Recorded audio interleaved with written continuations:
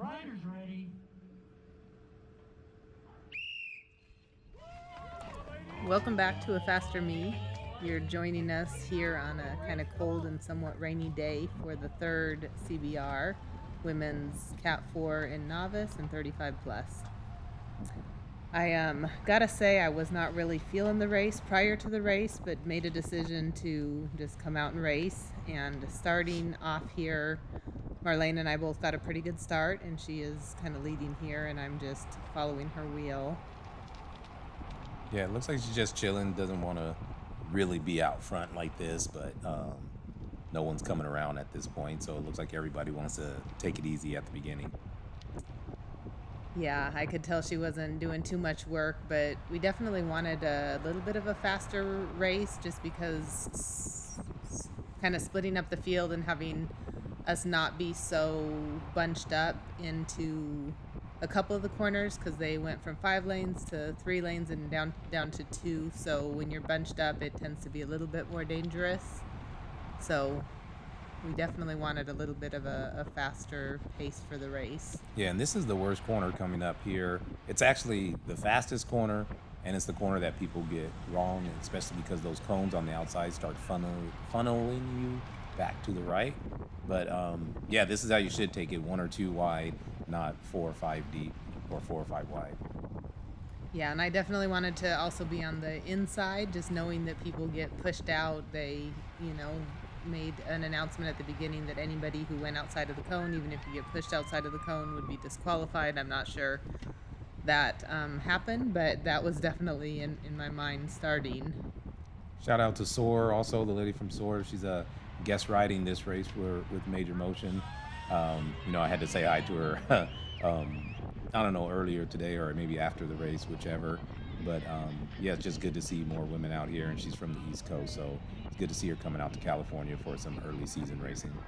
And she is a Cat 3 rider, but racing in the 35 plus, so she does the women's 1-2-3 or Pro 1-2-3 later in some of the other races. And here I think we were kind of watching this, and Emmy took Marlena's wheel from me, and I think as we were watching it, the rider who was leading and Marlena kind of scooted a little bit to the right, but then I'm just out of position, and on the outside is not where you want to be to try to retake a wheel. Yeah, but the same thing happens here. The rider up front moves to the left, and it kind of puts you back in line. And that's the thing, like, you don't always have to fight for a wheel. It's going to come back. So now through the corner, then Emmy kind of has the advantage on the inside line, and then she takes the wheel back again. Mm-hmm. Yeah, it is definitely not my strong suit, as anybody who has followed us knows. I'm not real good at fighting for that wheel.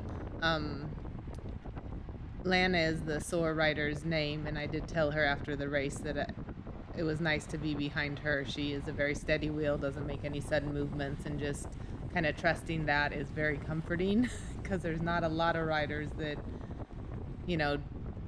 take really steady lines. I think a lot of us, overreact a little bit, myself included. Yeah, and there's Monique going up the inside to the right there. Had a nice conversation with her later in the day as well, right before the P123 race. So yeah, she had a great race, not only this race but in the P123 race as well. I think here you're fine. You just need to find a way to move back over to the left side. I think you've had 3 weeks in a row of some pretty good racing, a lot of nice improvements, and just things, getting used to doing things that we've talked about in the past. So yeah, I think you did a pretty good job there. The only thing is you just could have moved back in to the draft a little earlier. Yeah, I find myself constantly just wanting to tell myself now, just scoot over a little bit to the left, just about 6 inches, and you'll be okay. Because I just constantly kind of move off the wheel and sometimes go just even a little bit more inside instead of just following someone's wheel consistently. And there is, sometimes some significant slowing in the corners, which does make me nervous.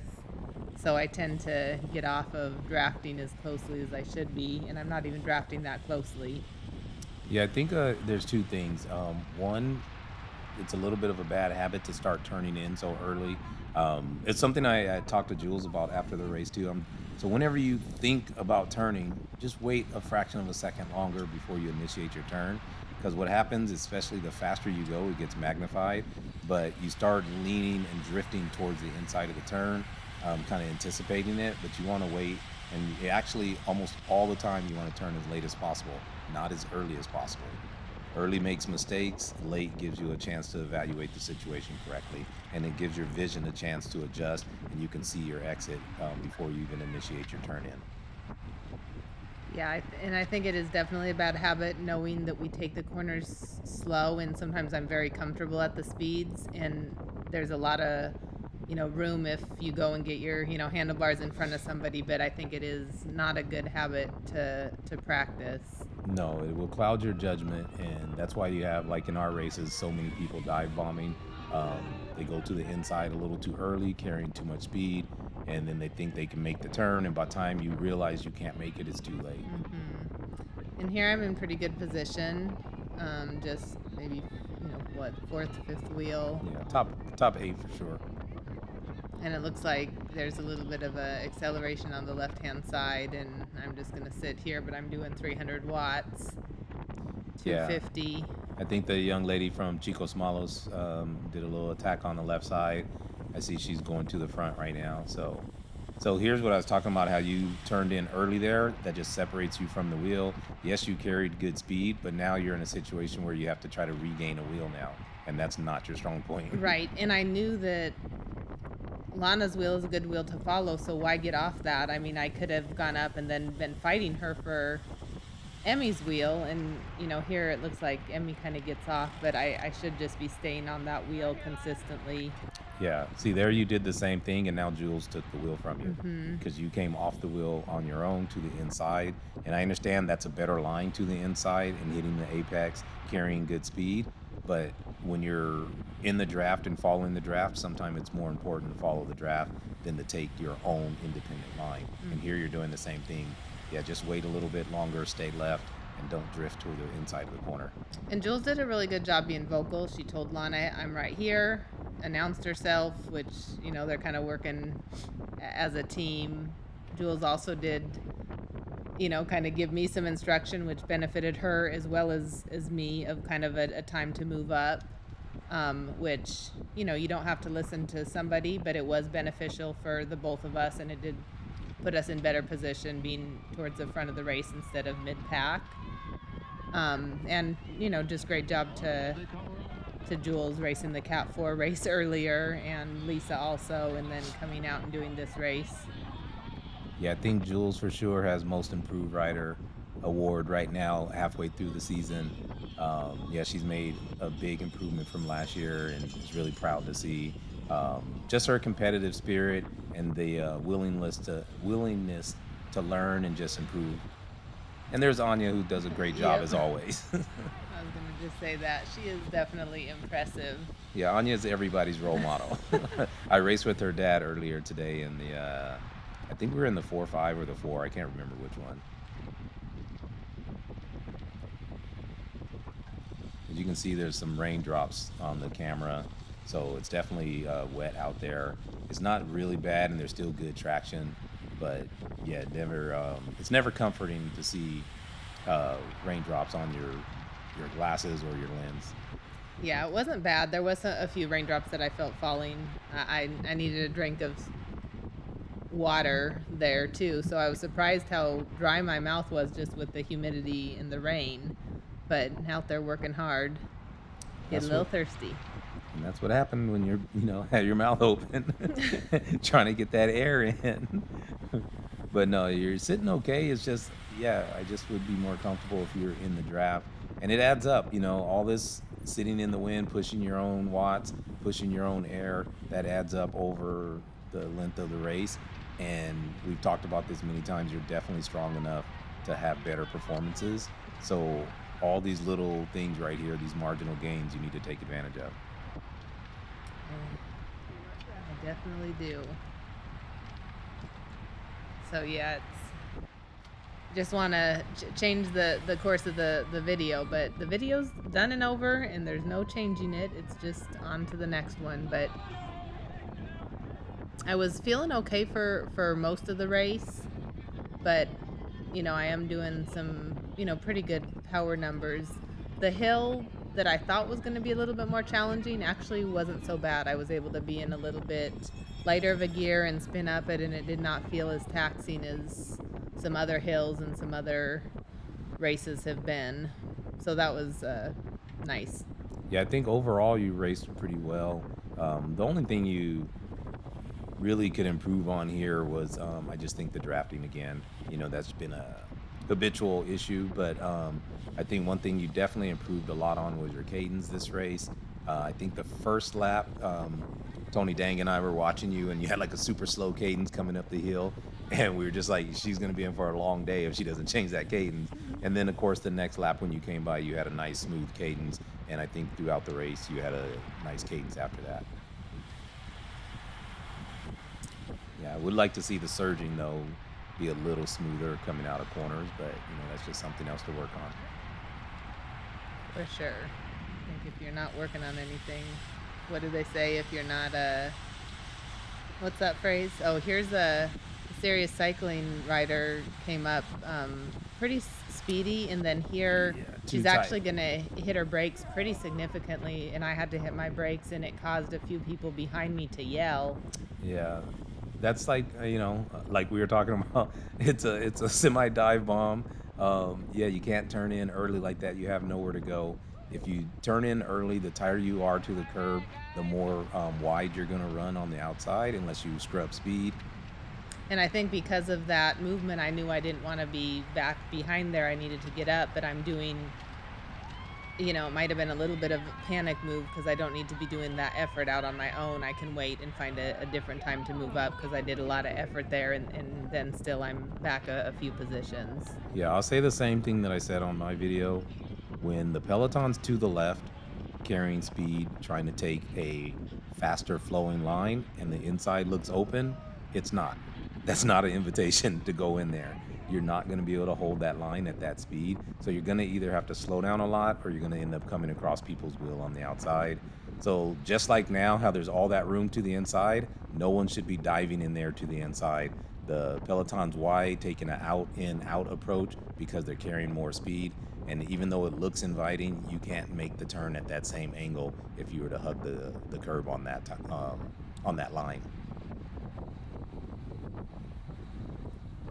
Yeah, and here I'm able to, there was a little gap that opened up, and I was able to kind of reconnect. And yeah, you carry good speed to get back onto the tail end here.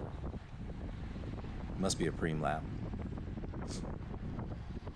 It's a good job here too, following the attack going. Well, I wouldn't say the attack, but following the momentum here that ends up being an attack. It wasn't a hard attack, but it ends up being a rolling attack. Yeah, and I just wanted to use her momentum to get up, and it's actually a harder effort than my perceived effort. I look at my watts, and I'm actually doing quite a bit of watts, but it did not feel too hard behind her. One of the reasons is because if you look at your cadence, you have a really good cadence here, and it's easier to produce power at a higher cadence. It's one of the reasons why a lot of the track people on the track have good power numbers. It doesn't take as much, taxes your aerobic system a little bit more having a higher cadence. But anytime you want to produce high numbers, you got to be able to turn the pedals fast. A lot of people try to do it in a hard gear, and you actually will not produce the same amount of power in a heavier gear as you would in a lighter gear spinning it faster. And there she looked back, and I did not look back because I didn't really care if there was a gap or not, because I wasn't really trying to be in a breakaway or work. I was just covering the move. Yeah, covering the move, and just gonna ride it out as long as it needed to. Well, that's some of the things that people overlook in team racing.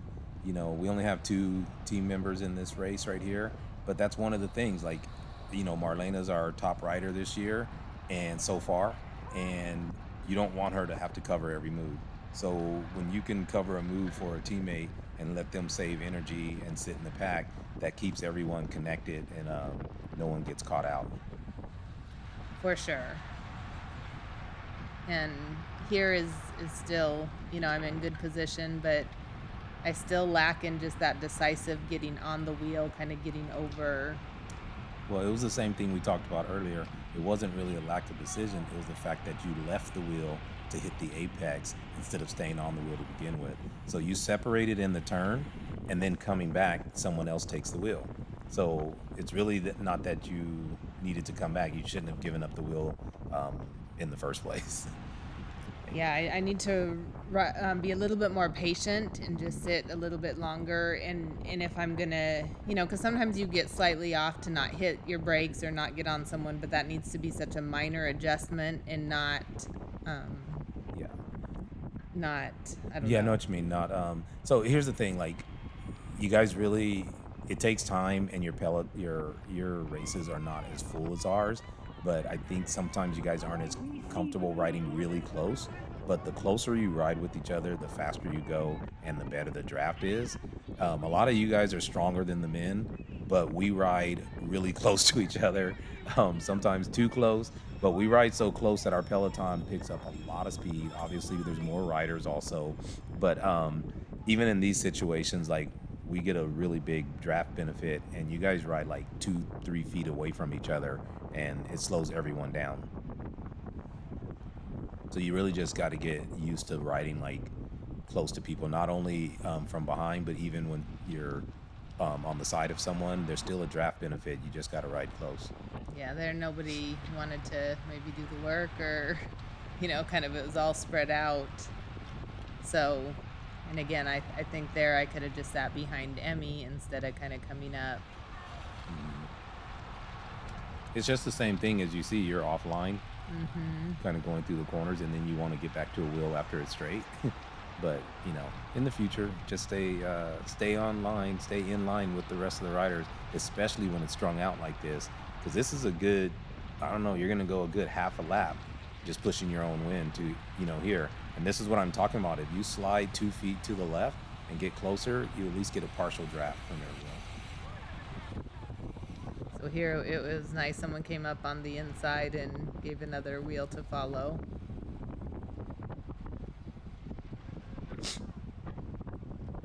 Yeah, so here's a good thing. Just sit. If you just stay patient, sit here. You could use that wheel to move up, but there's girls to your right. So yeah, I would just stay patient and sit here.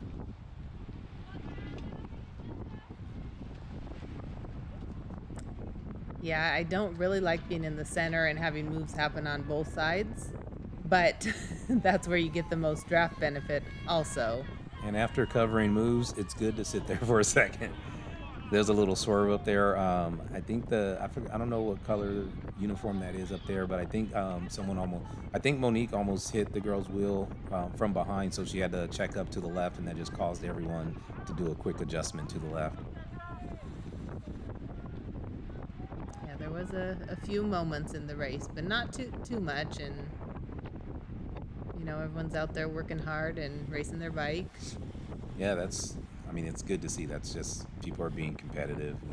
No one's trying to take anyone out or anything like that. It's just, it's just racing. That's just part of it. And I'm back here a little bit further than I want to be, but not bad. Finding a way to try to move up with someone who's moving up a little bit, but I'm still not quite on the wheel like I need to be.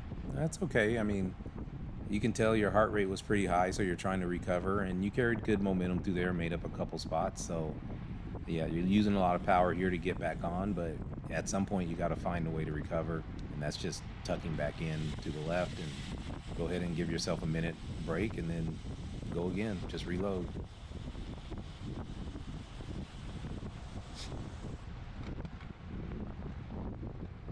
That last turn there too was an example of what happens when the pace gets slow. You guys are like 4 or 5 wide. Everyone takes a different line, and that's just kind of where it bunches up, and that's where it gets a little dangerous. If you can keep it more strung out.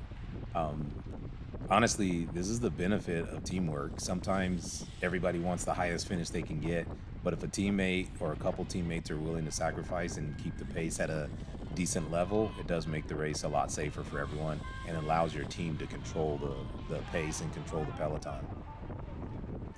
And look forward to getting one or two more out and being able to do that, getting the fitness up a little bit. Still working on that, kind of still building. So look forward to what the future season looks like. Have, Victorville coming up 3 days. It'll be nice to kind of test a little bit of that fitness. Yeah, I will not be testing anything there. Yeah, so it's a good job here trying to move up on the inside. There's only about, I think you're only about 4 laps left or so, maybe 4 or 5 laps. So it's getting crunch time, and it's good you made up a couple spots there instead of hanging in the back, and now you're using this young lady's energy to kind of follow and make up some more spots. Mm-hmm.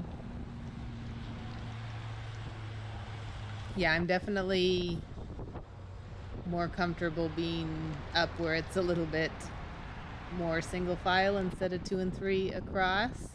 So here I'm, in a good position. Yeah, like I said, I don't know exact number. We'll try to get it on the way by, but I think unfortunately, there's a big crash coming. I think in this next turn.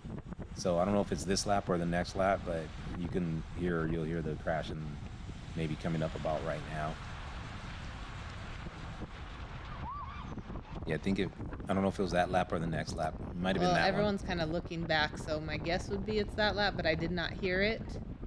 And I guess if they stop they neutralize the race. So if coming around you see us all stop, then that'll be the lap for the crash. But unfortunately, the race did get neutralized, and I think maybe 4 or 5 people ended up going down, and some of the riders were able to get back in and finish the race, and unfortunately a few people were out with either maybe a little bit of injury or their bike was not working, so that's definitely unfortunate.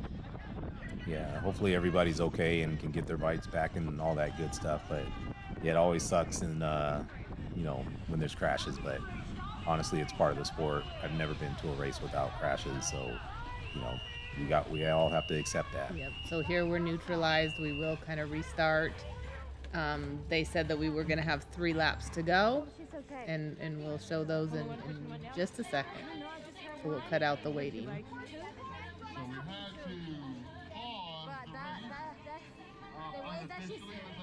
Yeah, so this is a very difficult situation when you're going into like less than 3 laps to go, and then you kind of have a cold start, and now it's all different. It's all different game.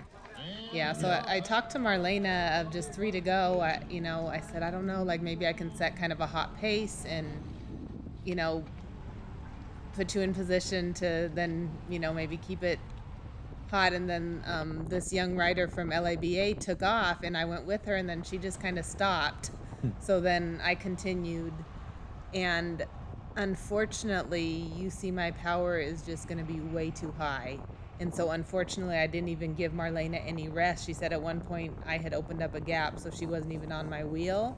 And so then she was just carrying everybody. So I looked down at one point and I saw 350, which I'm not sure if we'll see that. It was right at the beginning. You had 350. Okay, and I knew I couldn't sustain that. And even here, 250 above 200, I'm not going to sustain that long. I think I lead till just about the top of the hill, but unfortunately it was just too hard of a effort, and it didn't even give Marlena the Yeah, well, it's too early. Honestly, it's too early. recovery. There's only 2 of you guys.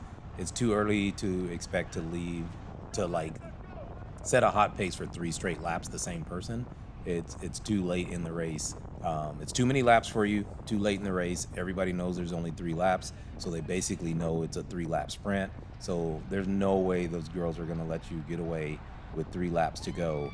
And for you being solo for 3 laps, it's hard to put that type of power in when everyone's desperate at the end of the race. And then I was delusional. So here I get, I think, caught. People should start coming by me here. Is this the hill?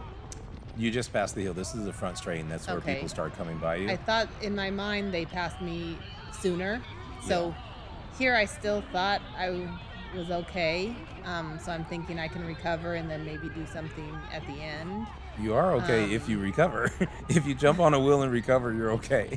But yeah, you're doing 300 watts. So being that you started off, probably averaged about 220 on that first 3 corners, and now you're doing, little So here's good with good watts here. If you just sit here for a second, you still have 2 laps.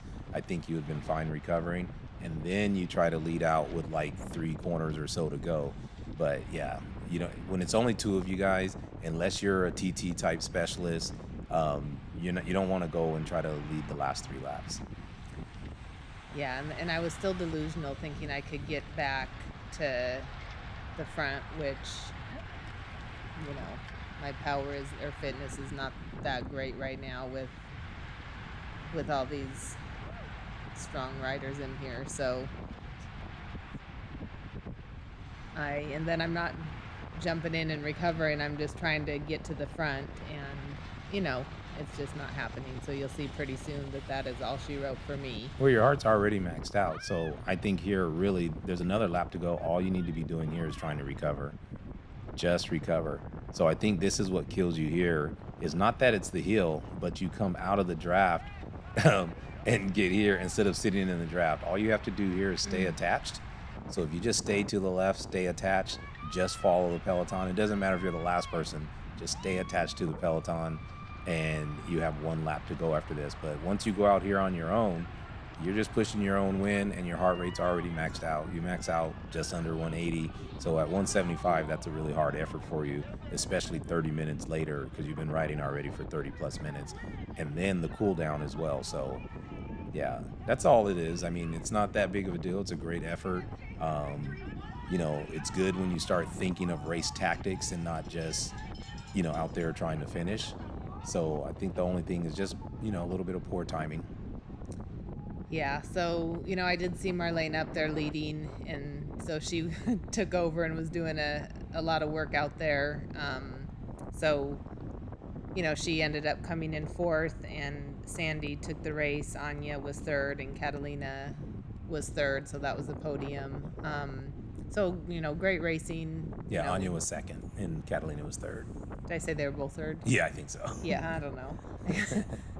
See, I'm still delusional just watching the race. Yeah. I think my heart rate averaged 168 for the whole race, which is high. So this is coming in. This is the race. So Yeah, and congratulations to Catalina. I think this is her first podium, if I'm not mistaken, or maybe she had podiums in Utah last year. I can't remember, but I think it's her first podium of this year. So great job, and yeah.